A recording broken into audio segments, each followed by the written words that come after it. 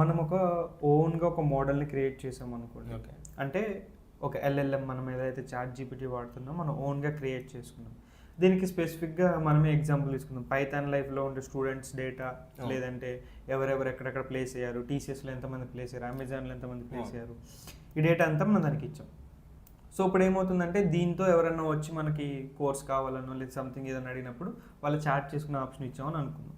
దీన్ని డైరెక్ట్గా తీసుకెళ్ళి మనం ఎక్కడైనా హోస్ట్ చేయాలంటే చాలా కాంప్లెక్సిటీ ఉంటుంది, ఖర్చు ఉంటుంది, అన్నీ ఉంటుంది.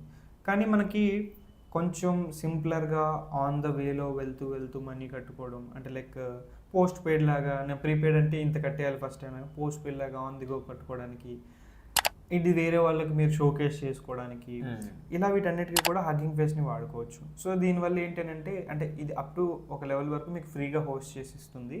అంతకన్నా దాటుతుంది అంటే మీరు దాన్ని పేమెంట్ పెట్టి రెన్యూ చేసుకుంటూ ఉండాలి.